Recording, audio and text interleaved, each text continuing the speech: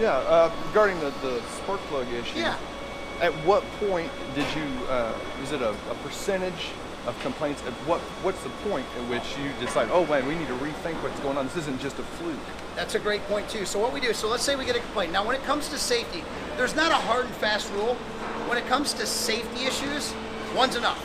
We look at it immediately. When it comes to warranty issues that are here and there, it could have been a fuel issue, maybe a dust, maybe the application. So we look at anything that starts to creep up where we get multiple calls. Service tracks that very, very closely, and immediately we get through SharePoint, I get notified, hey, this is an issue that crossed the threshold for this area. So safety has one threshold, and other issues have a percentage threshold as well. So we watch that. I don't have exact numbers for you, service could answer that better, but we certainly do, based on the issue, how we're gonna respond. So the spark plug issue, it was the first time that happened, we jumped on it right away. Any of the other issues like handle cracking, it took us about 3 months to redesign the mold to improve the handle cracking, but we jumped on it right away. So we try and respond as quickly as possible to those. So hopefully that answers your question. I can't give you exact numbers, but it kind of does. I mean, in the automotive industry, they say, oh well, you know, we've had this warranty issue. No one's died yet, so we're just, you know what I mean? I do. I used to be at Ford Motor Company, so I know exactly what you mean.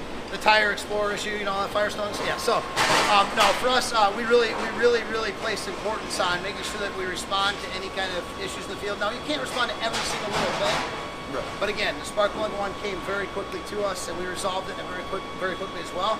And YBK Yamabeco's commitment is just increased dramatically in the last 5 years. They've always had a focus on service, but their engineering department now is very dedicated to solving these ongoing service issues. That's why the 770 is become almost a non-issue for a warranty at this point for us. So we always sort by the top. What's the top 10% of the issues that we see by both dollars and also by quantities and percentage-wise. So that's how we focus, and then if it's safety, it rises to the top. So it's always working on the top issues we see in the field. Would that be the top issues regarding, all right, for some reason, this particular model, you know, do you focus in on a particular model that seems to be issues? Both. And so the question is, when we focus on service, do we look at the model, or do we look at maybe the components? We look at both. So we look at our top warranty by model, and that was the 770. It's no longer there. In fact, our warranty's so low that they're all very similar now.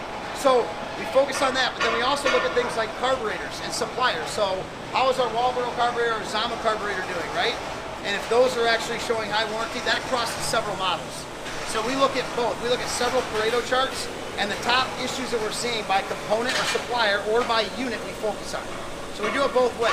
It's a good question. Any other questions before we look at the molding machine? Yeah.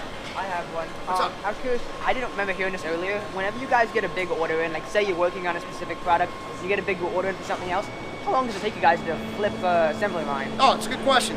So we used to be, so this goes with mold changes and with assembly line. So if there's some changes, I have 12 to 25 parts in the molding machine that has to change over if the line changes. So it starts here.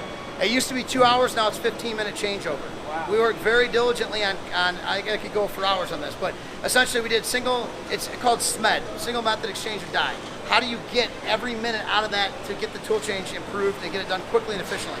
On the line, it takes about 30 minutes to completely clear out the line, and material handlers immediately jump on. If it's a quick changeover, they get an alert on their device saying, hey, we got a bunch of JITs, need to get it here right now.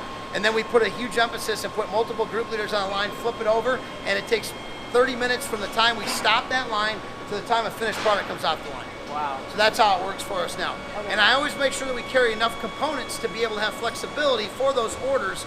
We want to be versatile and make sure that we can meet all the demand. The last thing I want to see is anybody out without a trimmer or a blower or a chainsaw when we could have supplied that to you guys. Yeah. So it's always really important. Okay. Does that answer your question? Yes, sir. All right. You guys want to see a molding machine? I'll show you the